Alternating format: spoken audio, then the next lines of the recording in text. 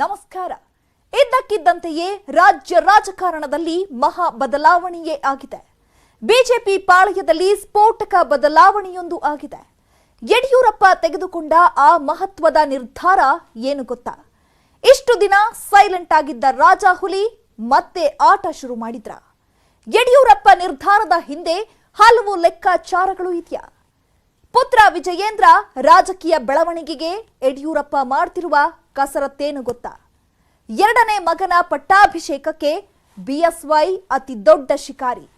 2018ರಲ್ಲಿ ವರುಣ ಬಿಟ್ಟ ಹುಲಿ 2023ಕ್ಕೆ ಶಿಕಾರಿಗೆ ಸಜ್ಜಾಗಿದ್ ಹೇಗೆ? ಮತ್ತೆ ರಾಜ ಹುಲಿ ಆಟ ಶುರು. ರಾಜಕೀಯ ಸುನಾಮಿ ಫಿಕ್ಸ್ ಆಯ್ತಾ? ಇದೇ ಈ ಹೊತ್ತಿನ ಫೋಕಸ್ 18. ಅಪ್ಪನ ಊರಲ್ಲಿ ಮಗನ ಶಿಕಾರಿ. ನಾನು ಚೈತ್ರ ರಾಜ್. ಎರಡನೇ ಮಗನ ಪಟ್ಟಾಭಿಷೇಕಕ್ಕೆ ಬಿಎಸ್ವೈ ಅತಿ ದೊಡ್ಡ ಶಿಕಾರಿ. 2018ರಲ್ಲಿ ವರುಣ ಬಿಟ್ಟ ಹುಲಿ 2023ಕ್ಕೆ ಶಿಕಾರಿಗೆ ಸಜ್ಜಾಗಿದ್ದ ಹೇಗೆ? ಮತ್ತೆ ರಾಜ ಹುಲಿ ಆಟ ಶುರು. ರಾಜಕೀಯ ಸುನಾಮಿ ಫಿಕ್ಸ್ ಆಯ್ತಾ?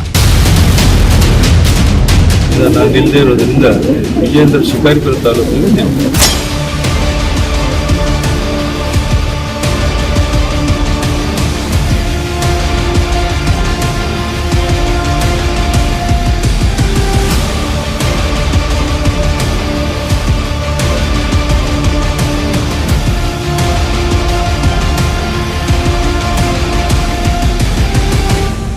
ರಾಜಕೀಯ ಅಂದ್ರೆ ಯಡಿಯೂರಪ್ಪ, ಯಡಿಯೂರಪ್ಪ ಅಂದ್ರೆ ರಾಜಕೀಯ. ಯಡಿಯೂರಪ್ಪ ರಾಜಕೀಯದಲ್ಲಿ ಮಾಡಿದ ಸಾಧನೆಗಳು ಇಂದಿಗೂ ಜನರು ನೆನಪಿಸಿಕೊಳ್ತಾರೆ. ಒಂದು ಕಾಲದಲ್ಲಿ ಕರ್ನಾಟಕದಲ್ಲಿ ಬಿಜೆಪಿಯೇ ಅಸ್ತಿತ್ವದಲ್ಲಿ ಇಲ್ಲದಿರುವಾಗ ಸೈಕಲ್ ತುಳಿದು ಪಕ್ಷ ಕಟ್ಟಿದ್ರು. ರಾಜ್ಯದಲ್ಲಿ ಇದೀಗ ಬಿಜೆಪಿ ಆಡಳಿತ ಇದೆ ಅಂದ್ರೆ ಯಡಿಯೂರಪ್ಪರ ಪಾತ್ರ ಮಹತ್ವದ್ದಾಗಿದೆ. ಯಡಿಯೂರಪ್ಪ ಹುಟ್ಟಿನಿಂದಲೇ ಹೋರಾಟಗಾರ, ಪಕ್ಷಕ್ಕೋಸ್ಕರ ಏನು ಬೇಕಾದರೂ ಮಾಡಬಲ್ಲ ಪ್ರಭಾವಿ ನಾಯಕ. ಇವರು ಒಂಥರ ರಾಜಾನೂ ಹೌದು, ಹುಲಿನೂ ಹೌದು. ಹಿಂಗಾಗಿನೇ ಇವರನ್ನ ಜನ ರಾಜ ಹುಲಿ ಅಂತ ಕರೆಯೋದು.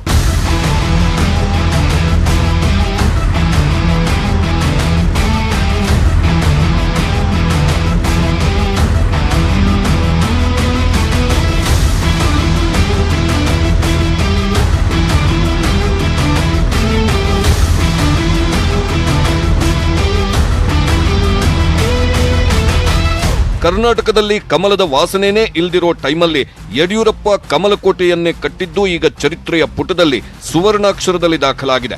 2007ರಲ್ಲಿ ಸಿಎಂ ಆಗೋ ಮೂಲಕ ಬಿಜೆಪಿಯನ್ನ ಅಧಿಕಾರಕ್ಕೆ ತಂದ ಹೆಗ್ಗಳಿಕೆನೂ ಬಿಎಸ್ವೈದು. ಒಟ್ಟು 4 ಬಾರಿ ಸಿಎಂ ಆಗಿ ಕೆಲಸ ಮಾಡಿದ್ದಾರೆ ಯಡಿಯೂರಪ್ಪ. 2021ರಲ್ಲಿ ಸಿಎಂ ಸ್ಥಾನವನ್ನ ಬಿಟ್ಟುಕೊಟ್ಟ ಬಿಎಸ್ವೈ ಸೈಲೆಂಟ್ ಆಗಿ ರಣತಂತ್ರ ಹುಡುತಿದ್ರು. ಬಿಎಸ್ವೈನ ನೋಡಿದವರೆಲ್ಲ ಹುಲಿಯಾಟ ಮುಗೀತು ಅಂತಾನೆ ಅಂದುಕೊಳ್ತಿದ್ರು. ಆದ್ರೆ ಯಾವ ಹುಲಿ ಇಷ್ಟು ದಿನ ಸೈಲೆಂಟ್ ಆಗಿತ್ತೋ ಅದೀಗ ಮತ್ತೆ ಘರ್ಜಿಸ್ತಿದೆ. ಆ ಹುಲಿಯ ಘರ್ಜನೆಗೆ ಈಗ ರಾಜ್ಯ ರಾಜಕೀಯವೇ ಕಂಪಿಸುತ್ತಿದೆ.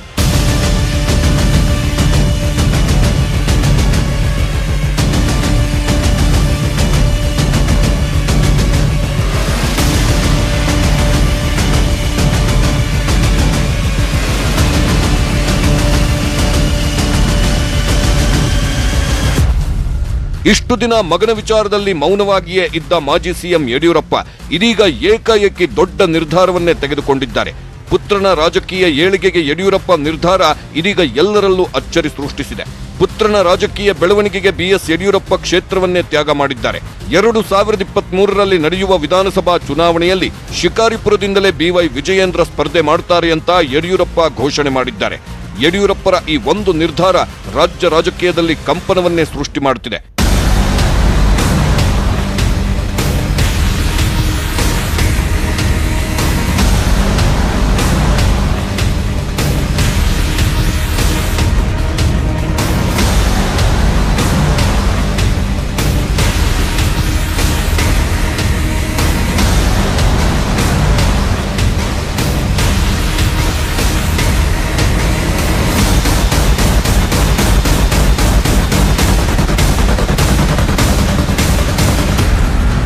ಎಸ್, ಶಿವಮೊಗ್ಗ ಜಿಲ್ಲೆಯ ಶಿಕಾರಿಪುರದಲ್ಲಿ ಯಡಿಯೂರಪ್ಪ ಮಾತನಾಡಿ, ಮುಂದಿನ ವಿಧಾನಸಭಾ ಚುನಾವಣೆಗೆ ಶಿಕಾರಿಪುರದಿಂದ ನನ್ನ ಪುತ್ರ ವಿಜಯೇಂದ್ರ ಸ್ಪರ್ಧೆ ಮಾಡುತ್ತಾರೆ.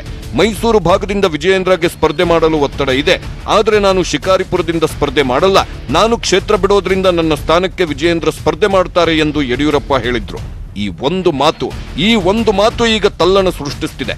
ಸೈಲೆಂಟ್ ಇದ್ದ ಹುಲಿ ಏಕಾಏಕಿ ಘರ್ಜಿಸಿದ್ದನ್ನ ನೋಡಿ ಎಲ್ಲರೂ ಶಾಕ್ ಆಗಿದ್ದಾರೆ. ಒಂದಷ್ಟು ಮಂದಿ ಶೇಕ್ ಕೂಡ ಆಗಿದ್ದಾರೆ. ಒತ್ತಡ ಏನಿಲ್ಲ. ವಿಜೇಂದ್ರ ಅವರು ನಾನು ನಿಲ್ತಾ ಇಲ್ಲ. ವಿಜೇಂದ್ರ ಅವರು ಇಲ್ಲಿ ಶಿಕಾರಿಪುರ ತಾಲೂಕಲ್ಲಿ ಸ್ಪರ್ಧೆ ಮಾಡುವಂತಹದ್ದು ಬಹಳ ದೊಡ್ಡ ಅಂತರದಲ್ಲಿ ನನಗೆ ಹೆಚ್ಚು ಅಂತರದಲ್ಲಿ ನಾನು ಗೆಲ್ಲಿಸ್ಕೊಡ್ಬೇಕಂತ ಶಿಕಾರಿಪುರ ತಾಲೂಕಿನ ಕೈ ಜೋಡಿಸಿ ಪ್ರಾರ್ಥನೆ. ಹಳೆ ಮೈಸೂರು ಭಾಗದಲ್ಲಿ ಕೂಡ ಅವ್ರ ಒಂದಷ್ಟು ಒಲವು ಇದೆ, ಬಹಳ ಒತ್ತಾಯ ಇದೆ ಅಲ್ಲಿ ನಿಲ್ಬೇಕು ಅಂತ. ಆದ್ರೆ ನಾನು ಕ್ಷೇತ್ರ ಖಾಲಿ ಮಾಡ್ತಾ ಇರೋದ್ರಿಂದ, ನಾನು ನಿಲ್ದೇ ಇರೋದ್ರಿಂದ ವಿಜೇಂದ್ರ ಶಿಕಾರಿಪುರ ತಾಲೂಕಲ್ಲಿ ನಿಲ್ತಾರೆ. ಪಕ್ಷದ ಎಲ್ಲ ಮುಖಂಡರುಗಳು ಎಲ್ಲ ಒಟ್ಟಾಗಿ ಪೂಜ್ಯ ತಂದೆಯವರನ್ನು ಭೇಟಿ ಮಾಡಿ ನೀವೇ ಸ್ಪರ್ಧೆ ಮಾಡಬೇಕು. ಅಕಸ್ಮಾತ್ ಏನಾದರೂ ತಮ್ಮ ಮನಸ್ಸಲ್ಲಿ ಏನಾದರೂ ಬೇಡ ಅಂತ ಅನಿಸಿದ್ರೆ ಅದಕ್ಕೆ ವಿಜೇಂದ್ರ ಅವರು ಅಲ್ಲಿ ಇಲ್ಲಿ ಸ್ಪರ್ಧೆ ಮಾಡೋದು ಬೇಡ, ಶಿಕಾರಿಪುರ ಸ್ಪರ್ಧೆ ಮಾಡಬೇಕು ಅನ್ನೋದು ಒಕ್ಕೂರಲ್ಲೇ ಒಂದು ವಿನಂತಿ ಇತ್ತು.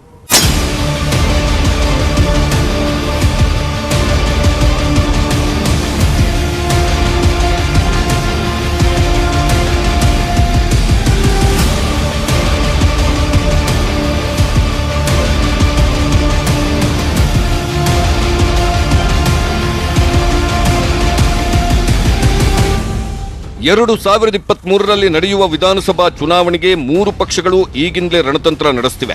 ವಿಧಾನಸಭಾ ಚುನಾವಣೆಗೆ ಇನ್ನೇನು 8 ರಿಂದ 9 ತಿಂಗಳು ಮಾತ್ರ ಇದೆ.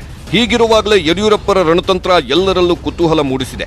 ಯಡಿಯೂರಪ್ಪ ತೆಗೆದುಕೊಂಡ ಹಠಾತ್ ನಿರ್ಧಾರ ಹಿಂದಿರುವ ಸ್ಟ್ರಾಟಜಿ ಬಹಳ ಅಚ್ಚರಿಗೆ ಕಾರಣವಾಗಿದೆ. ರಾಜಾಹುಲಿಯ ಈ ನಿರ್ಧಾರ ರಾಜಕೀಯದಿಂದ ನಿವೃತ್ತಿನಾ, ಇಲ್ಲ ರಾಜಾಹುಲಿಯ ಸೆಕೆಂಡ್ ಇನ್ನಿಂಗ್ಸ್ ಈಗ ಶುರುನಾ ಅನ್ನೋ ಪ್ರಶ್ನೆಯನ್ನ ಹುಟ್ಟುಹಾಕ್ತಿದೆ. ಮಗನ ಬೆಳವಣಿಗೆಗೆ ಯಡಿಯೂರಪ್ಪ ಮಾಡಿದ ಕಸರತ್ತುಗಳು ಒಂದೆರಡಲ್ಲ, 100. ಈವರೆಗೆ ಚುನಾವಣೆಯನ್ನೇ ಎದುರಿಸದ ವಿಜಯೇಂದ್ರಗೆ ಏಕಾಏಕಿ ದೊಡ್ಡ ಸ್ಥಾನ ಕೊಡಿಸುವುದು ತುಂಬಾನೇ ಕಷ್ಟದ ಮಾತು. ಈ ಹಿಂದೆಯೂ ಮಗನಿಗೆ ಟಿಕೆಟ್ ಕೊಡಿಸೋದಕ್ಕೆ ಸಾಕಷ್ಟು ಪ್ರಯತ್ನ ಪಟ್ಟಿದ್ರು. 2018ರಲ್ಲಿ ವರುಣ ಕ್ಷೇತ್ರದಲ್ಲಿ ಮಾಜಿ ಸಿಎಂ ಸಿದ್ದರಾಮಯ್ಯ ಪುತ್ರ ಯತೀಂದ್ರ ವಿರುದ್ಧ ಸ್ಪರ್ಧೆ ಮಾಡುತ್ತಾರೆ ಅಂತಾನು ಬಿಂಬಿತವಾಗಿತ್ತು. ವಿಜಯೇಂದ್ರ ಕೂಡ ವರುಣಾಗೆ ಹೋಗಿ ಅಖಾಡವನ್ನ ಸಿದ್ಧ ಮಾಡಿಕೊಳ್ತಿದ್ರು. ಆದ್ರೆ ಕೊನೆ ಕ್ಷಣದಲ್ಲಿ ಎಲ್ಲವೂ ಉಲ್ಟಾ ಆಗಿತ್ತು. ಮಗನ ಸ್ಪರ್ಧೆಗೆ ಹೈಕಮಾಂಡ್ ಗ್ರೀನ್ ಸಿಗ್ನಲ್ ಕೊಡ್ಲೇ ಇಲ್ಲ. ಹಿಂಗಾಗಿ ಅಲ್ಲೂ ಕೂಡ ಯಡಿಯೂರಪ್ಪ ಸ್ಟ್ರಾಟಜಿ ವರ್ಕೌಟ್ ಆಗಿರಲಿಲ್ಲ. ಇನ್ನು ಅಪ್ಪ ಯಡಿಯೂರಪ್ಪ ನಿರ್ಧಾರದ ಬಗ್ಗೆ ಮಗ BY ವಿಜಯೇಂದ್ರ ಮಾತನಾಡಿ, ನನಗೆ ಶಿಕಾರಿಪುರದಿಂದ ಸ್ಪರ್ಧೆ ಮಾಡಲು ತುಂಬಾ ಒತ್ತಡವಿತ್ತು. ಮುಖಂಡರು ಹಾಗೂ ಕಾರ್ಯಕರ್ತರು ತುಂಬಾ ಒತ್ತಡ ಕೂಡ ಹಾಕಿದ್ರು. ತಿಂಗಳ ಹಿಂದೆಯೇ ಬೆಂಗಳೂರಿಗೂ ಕೂಡ ಬಂದು ಒತ್ತಡ ಹಾಕಿದ್ರು. ತಂದೆ ಮಾರ್ಗದರ್ಶನ ಹಾಗೂ ಪಕ್ಷದ ನಿರ್ಧಾರದಂತೆಯೇ ನಾನು ನಡೆಯುವೆ. ಜನರ ನಿರ್ಧಾರವನ್ನ ಇದೀಗ ನನ್ನ ಅಪ್ಪ ಪ್ರಕಟಿಸಿದ್ದಾರೆ ಎಂದಿದ್ದಾರೆ. ರಾಜ್ಯದ ಉಪಾಧ್ಯಕ್ಷನಾಗಿ ರಾಜ್ಯಾದ್ಯಂತ ಪ್ರವಾಸ ಮಾಡಿ ಪಕ್ಷ ಸಂಘಟನೆ ಮಾಡ್ತಕ್ಕಂಥದ್ದು ನನ್ನ ಆದ್ಯ ಕರ್ತವ್ಯ. ಇದನ್ನು ಕೂಡ ಮಾಡ್ಕೊಂಡು ಬಂದಿದ್ರೆ ಮುಂದೂ ಕೂಡ ಅದನ್ನು ಮಾಡ್ತೀನಿ. 1 ತಿಂಗಳ ಹಿಂದೆ ನಮ್ಮ ಶಿಕಾರಿಪುರ ತಾಲೂಕಿನ ಎಲ್ಲ ನಮ್ಮ ತಂದೆಯವರ ಪೂಜ್ಯ ತಂದೆಯವರ ಕೂಡ ಹಾಕಿದ್ರು. ತದನಂತರ ಮಾನ್ಯ ಪೂಜ್ಯ ತಂದೆಯವರು ಇದ್ರ ಬಗ್ಗೆ ಪ್ರಕಟಣೆ ಮಾಡಿದ್ದಾರೆ. ಆಗ್ಲೇ ಹೇಳಿದಾಗ ಇದ್ರ ಮೇಲೆ ಪಕ್ಷನೂ ಏನು ತೀರ್ಮಾನ ಮಾಡ್ತದೆ ಅದೆಲ್ಲ ಆಧರಿಸಿ ನಾನು ನನ್ನ ತೀರ್ಮಾನವನ್ನು ನಾನು ಮಾಡ್ತೀನಿ. ಪಕ್ಷ ಸಂಘಟನೆ ಇನ್ನೂ ಹೆಚ್ಚು ತೊಡಗಿಸ್ಕೊಂಡು ಭಾರತೀಯ ಜನತಾ ಪಾರ್ಟಿ ಅಧಿಕಾರಕ್ಕೆ ತರೋದಕ್ಕೆ ಶ್ರಮವನ್ನು ಹಾಕ್ತೇನೆ.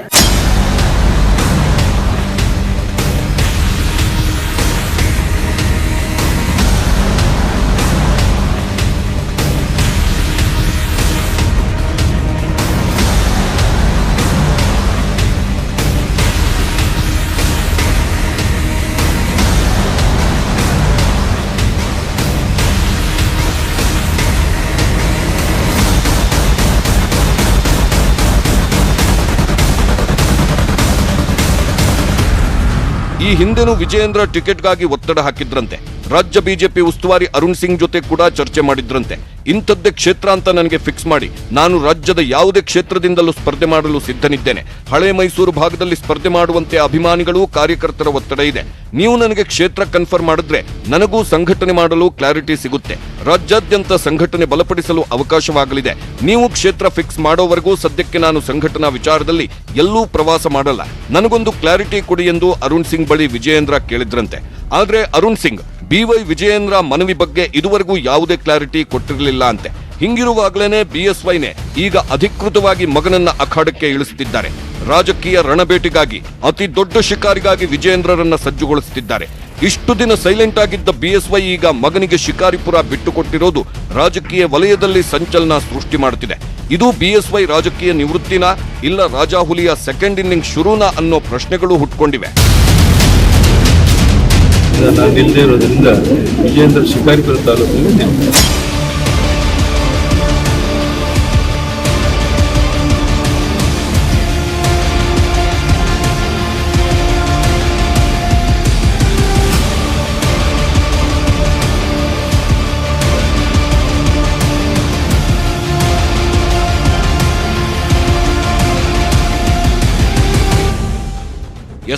ಬಿಎಸ್ ಯಡಿಯೂರಪ್ಪರ ಈ ಒಂದು ನಿರ್ಧಾರ ಇಡೀ ರಾಜ್ಯ ಬಿಜೆಪಿಯಲ್ಲೇ ದೊಡ್ಡ ಸಂಚಲನ ಸೃಷ್ಟಿಸ್ತಾ ಇದೆ. ಯಾಕಂದ್ರೆ ರಾಜಕೀಯದ ವಿಚಾರದಲ್ಲಿ ಯಡಿಯೂರಪ್ಪ ನಿರ್ಧಾರ ತೆಗೆದುಕೊಳ್ಳುವ ಮೊದಲು ಹಲವು ಲೆಕ್ಕಾಚಾರಗಳನ್ನ ಹಾಕೇ ಇರುತ್ತಾರೆ. ಅದರಲ್ಲೊಂದು ಸ್ಟ್ರಾಟಜಿ ಇದ್ದೇ ಇರುತ್ತೆ. ಪ್ರತಿಯೊಂದು ನಿರ್ಧಾರದ ಹಿಂದೆಯೂ ಒಂದು ರಣತಂತ್ರ ಇದ್ದೇ ಇರುತ್ತೆ. ಯಡಿಯೂರಪ್ಪ ಕೇವಲ ಸುಖ ಸುಮ್ಮನೆ ನಿರ್ಧಾರ ತೆಗೆದುಕೊಳ್ಳುವುದೇ ಇಲ್ಲ. ಆದ್ರೆ ಯಡಿಯೂರಪ್ಪ ಏನೋ ಪಕ್ಕಾ ಸ್ಟ್ರಾಟಜಿ ಮೂಲಕ ಮಗನ ವಿಚಾರದಲ್ಲಿ ಮಹತ್ವದ ನಿರ್ಧಾರವೇ ತೆಗೆದುಕೊಂಡ್ರು. ಆದ್ರೆ ಇದು ಹೈಕಮಾಂಡ್ ನಿರ್ಧಾರ ಅಲ್ಲ, ಇದು ಯಡಿಯೂರಪ್ಪರ ನಿರ್ಧಾರ.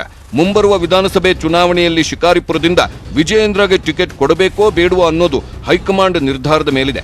ಬಿಜೆಪಿ ಹೈಕಮಾಂಡ್ ಯಡಿಯೂರಪ್ಪ ನಿರ್ಧಾರ ಹೇಗೆ ತೆಗೆದುಕೊಳ್ಳುತ್ತೆ ಅನ್ನೋದೇ ಕುತೂಹಲ. ಕುಟುಂಬ ರಾಜಕಾರಣಕ್ಕೆ ಮಣೆ ಹಾಕದೆ ಹೋದ್ರೆ ಕಷ್ಟ.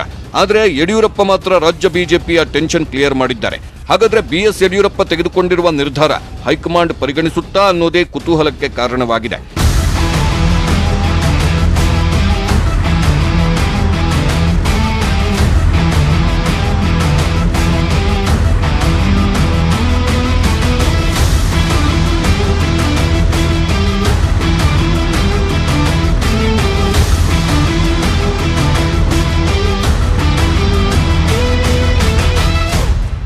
ಇನ್ನು ಬಿಜೆಪಿ ಹೈಕಮಾಂಡ್ ಬಗ್ಗೆಯೂ ಕೂಡ ಯಡಿಯೂರಪ್ಪಗೆ ತುಂಬಾ ಕಾನ್ಫಿಡೆನ್ಸ್ ಇದೆ ಅನ್ನೋ ರೀತಿ ಕಾಣ್ತಾ ಇದೆ.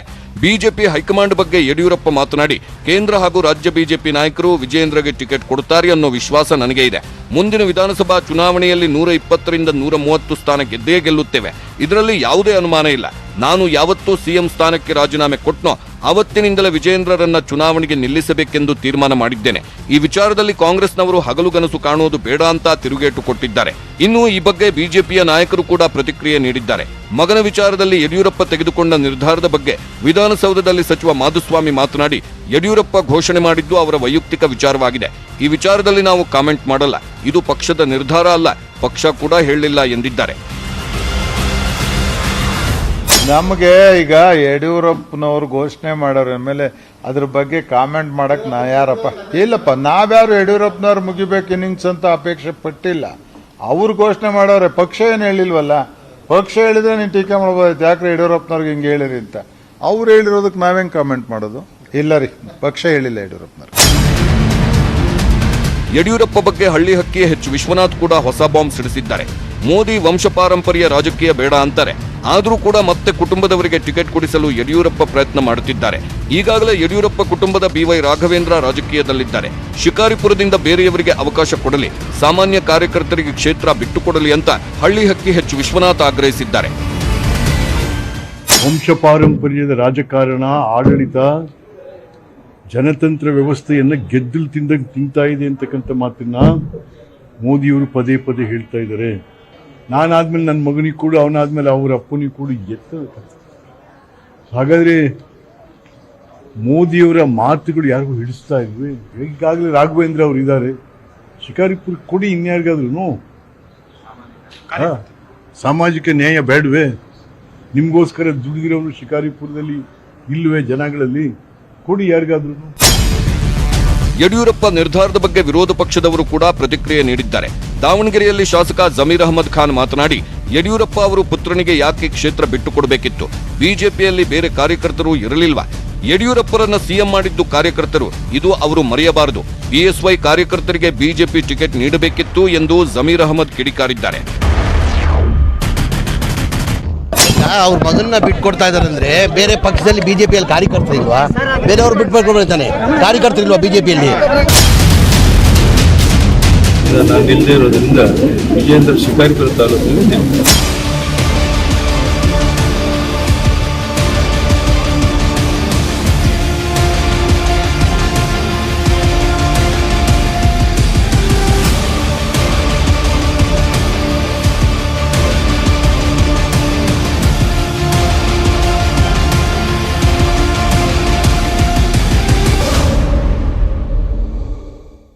ಯಡಿಯೂರಪ್ಪ ತಮ್ಮ ಮಗನನ್ನ ಸಿಎಂ ಆಗಿರುವಾಗಲೇ ಬೆಳೆಸಲು ಪ್ರಯತ್ನ ಕೂಡ ಮಾಡಿದ್ರು. 2018ರಲ್ಲಿ ಟಿಕೆಟ್ ಕೊಡಿಸಲು ಕೂಡ ಯಡಿಯೂರಪ್ಪ ಪ್ರಯತ್ನ ಮಾಡಿದ್ರು.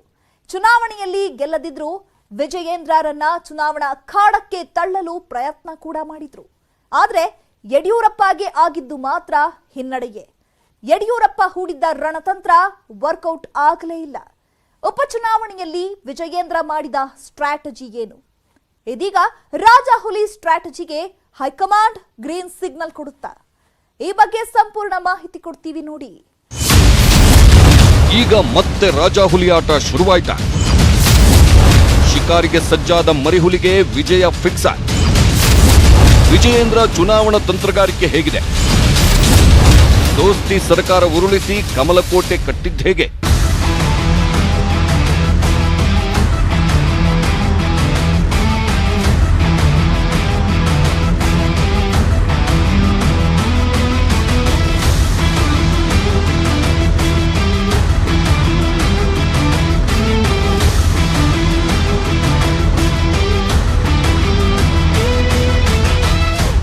ಯಡಿಯೂರಪ್ಪ ಕರ್ನಾಟಕದಲ್ಲಿ ಬಿಜೆಪಿಗೆ ಭದ್ರ ಬುನಾದಿ ಕಲ್ಪಿಸಿಕೊಟ್ಟ ರಣವಿಕ್ರಮ, ಸೋಲನ್ನೇ ಗೆಲುವಿನ ಮೆಟ್ಟಿಲಾಗಿ ಮಾಡಿಕೊಂಡು ಕಮಲ ನೆಟ್ಟ ತ್ರಿವಿಕ್ರಮ.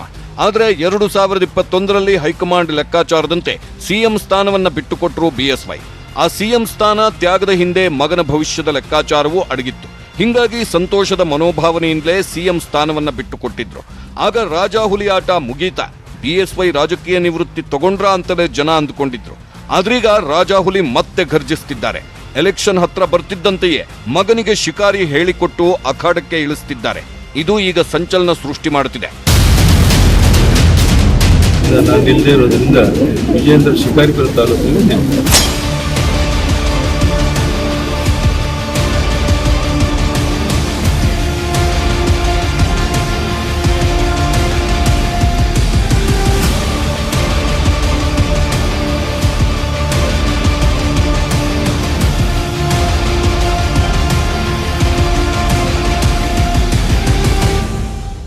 ಬಿಎಸ್ವೈ ರಾಜಾಹುಲಿಯಂತೆ ಅಬ್ಬರಿಸಿದ್ರೆ ವಿಜಯೇಂದ್ರ ಅಪ್ಪನ ಬೆನ್ನಿಗೆ ನಿಂತು ಚುನಾವಣಾ ತಂತ್ರಗಾರಿಕೆಯಲ್ಲಿ ಗುರುತಿಸಿಕೊಂಡಿದ್ರು. ಕಾಂಗ್ರೆಸ್ ಜೆಡಿಎಸ್ ದೋಸ್ತಿ ಸರ್ಕಾರ ಅಧಿಕಾರದಲ್ಲಿದ್ರು, ಸಿಎಂ ಸ್ಥಾನದಲ್ಲಿ ಕುಮಾರಸ್ವಾಮಿ ಕುಂತಿದ್ದರು. ದೋಸ್ತಿ ಕೋಟೆಯನ್ನ ಕುಟ್ಟಿ ಕೆಡವಿ ಬಿಜೆಪಿ ಸರ್ಕಾರವನ್ನ ಅಧಿಕಾರಕ್ಕೆ ತರುವಲ್ಲಿ ವಿಜಯೇಂದ್ರ ಪ್ರಮುಖ ಪಾತ್ರ ವಹಿಸಿದ್ರು. ಇವತ್ತು ಕರ್ನಾಟಕದಲ್ಲಿ ಬಿಜೆಪಿ ಸರ್ಕಾರ ಅಸ್ತಿತ್ವದಲ್ಲಿ ಇದೆ ಅಂದ್ರೆ ಅದಕ್ಕೆ ಪ್ರಮುಖ ಕಾರಣ ಬಿಎಸ್ವೈ ಪುತ್ರ ವಿಜಯೇಂದ್ರ ಕೂಡ ಒಬ್ರು.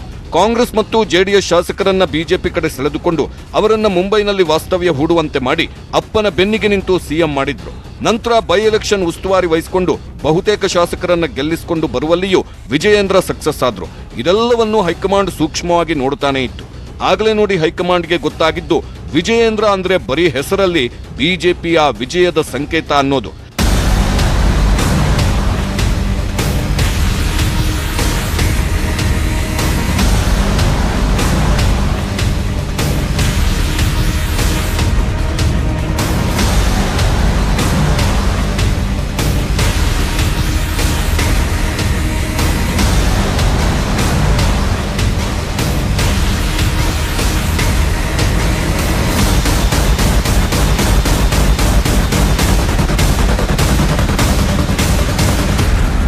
ನಿಮಗೆ ಗೊತ್ತಿರಬಹುದು, 2019ರಲ್ಲಿ ಕೆಆರ್ಪೇಟೆ ಉಪಚುನಾವಣೆಯ ಉಸ್ತುವಾರಿಯನ್ನ ವಹಿಸಿಕೊಂಡಿದ್ದವರು ವಿಜಯೇಂದ್ರ.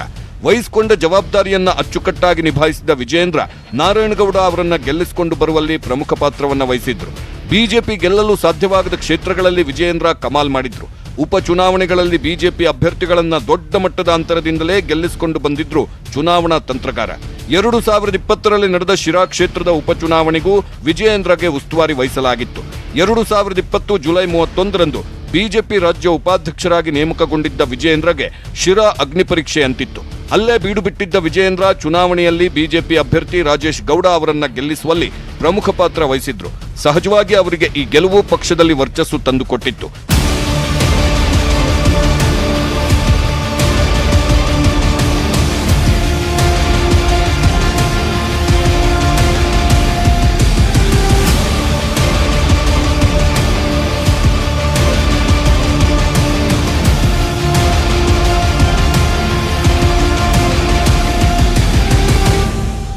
ಯಡಿಯೂರಪ್ಪ ಸಿಎಂ ಆಗಿದ್ದಾಗ ಪುತ್ರ ವಿಜಯೇಂದ್ರರನ್ನ ಬೆಳೆಸಲು ಎಲ್ಲಾ ಪ್ರಯತ್ನವನ್ನೇ ಮಾಡಿದ್ರು. ಇನ್ನು ಬೊಮ್ಮಾಯಿ ಸಂಪುಟ ವಿಸ್ತರಣೆ ವೇಳೆ ವಿಜಯೇಂದ್ರಗೆ ಸಚಿವ ಸ್ಥಾನ ಕೊಡಿಸಲು ರಣತಂತ್ರ ರೂಪಿಸಿದ್ರು. ಮಗನ ಹೆಸರನ್ನು ಪಟ್ಟಿಯಲ್ಲಿ ಸೇರಿಸುವಂತೆ ಸೂಚನೆ ಕೊಟ್ಟಿದ್ರು. ಆದ್ರೆ ಹೈಕಮಾಂಡ್ ಇದಕ್ಕೆ ಒಪ್ಪಲಿಲ್ಲ. ವಿಜಯೇಂದ್ರಗೆ ಮಂತ್ರಿ ಸ್ಥಾನ ಸಿಗಲಿಲ್ಲ. ಹಿಂಗಾಗಿ ನಾನೇ ಒಂದು ನಿರ್ಧಾರ ತೆಗೆದುಕೊಳ್ಳಬೇಕು ಎಂದು ಆಲೋಚಿಸಿದ ಬಿಎಸ್ವೈ ತಮ್ಮದೇ ಕರ್ಮಭೂಮಿ ಶಿಕಾರಿಪುರವನ್ನ ಮಗನಿಗಾಗಿ ಬಿಟ್ಟುಕೊಟ್ಟಿದ್ದಾರೆ. ಆ ಮೂಲಕ ಮಗನ ರಾಜಕೀಯ ಭವಿಷ್ಯಕ್ಕೆ ಮುನ್ನುಡಿ ಬರೆದಿದ್ದಾರೆ. 2018ರ ಚುನಾವಣೆಯಲ್ಲೂ ವಿಜಯೇಂದ್ರಗೆ ಹಳೆ ಮೈಸೂರು ಭಾಗದಿಂದ ಟಿಕೆಟ್ ಕೊಡಿಸಲು ಯಡಿಯೂರಪ್ಪ ಪ್ಲಾನ್ ಕೂಡ ಮಾಡಿದ್ರು. ಮೈಸೂರು ಭಾಗದಲ್ಲಿ ಪಕ್ಷ ಸಂಘಟನೆ ಹಾಗೂ ತಂತ್ರಗಾರಿಕೆ ರೂಪಿಸುವ ನಿಟ್ಟಿನಲ್ಲಿ ವಿಜಯೇಂದ್ರ ಸಂಪುಟ ಸೇರ್ಪಡೆಗೆ ರಣತಂತ್ರ ರೂಪಿಸಲಾಗಿತ್ತು. ಆದರೆ ಯಡಿಯೂರಪ್ಪ ಲೆಕ್ಕಾಚಾರ ಫುಲ್ ಉಲ್ಟಾ ಆಯಿತು.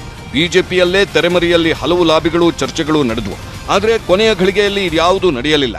ಇನ್ನು ಇತ್ತೀಚೆಗೆ ನಡೆದ ಪರಿಷತ್ ಚುನಾವಣೆಯಲ್ಲೂ ಕೂಡ ಟಿಕೆಟ್ ಕೊಡಿಸಲು ಭಾರಿ ಪ್ಲಾನ್ ಕೂಡ ನಡೆದಿತ್ತು. ಅದೂ ಆಗಲಿಲ್ಲ. ಬರುಬರುತ್ತಾ ವಿಜಯೇಂದ್ರ ಸೈಡ್ಲೈನ್ ಆಗ್ತಾನೆ ಹೋದ್ರು. ಅದರಲ್ಲೂ ಯಡಿಯೂರಪ್ಪ ಸಿಎಂ ಸ್ಥಾನದಿಂದ ಕೆಳಗಿಳಿಯುತ್ತಿದ್ದಂತೆಯೇ ಬಿಜೆಪಿಯಲ್ಲಿ ವಿಜಯೇಂದ್ರ ಮತ್ತಷ್ಟು ಸೈಡ್ಲೈನ್ ಕೂಡ ಆದ್ರು. ಇನ್ನೇನು ಆಟ ಮುಗೀತು ಅಂತಿರೋವಾಗಲೇ ಮತ್ತೆ ಘರ್ಜನೆ ಶುರುವಾಗಿದೆ. ಒಟ್ಟಾರೆಯಾಗಿ ಪುತ್ರ ವಿಜಯೇಂದ್ರ ವಿಚಾರದಲ್ಲಿ ಯಡಿಯೂರಪ್ಪ ತೆಗೆದುಕೊಂಡ ನಿರ್ಧಾರ ಇಡೀ ರಾಜ್ಯದಲ್ಲಿ ದೊಡ್ಡ ಸಂಚಲನಕ್ಕೆ ಕಾರಣವಾಗಿದೆ. ಆದರೆ ಯಡಿಯೂರಪ್ಪ ಅವರ ಈ ನಿರ್ಧಾರವನ್ನ ಬಿಜೆಪಿ ಹೈಕಮಾಂಡ್ ಒಪ್ಪುತ್ತಾ ಶಿಕಾರಿಪುರ ವಿಜಯೇಂದ್ರಗೆ ನಿಜವಾಗ್ಲೂ ದಕ್ಕುತ್ತಾ ಅನ್ನೋದನ್ನ ಕಾದು ನೋಡಬೇಕಿದೆ.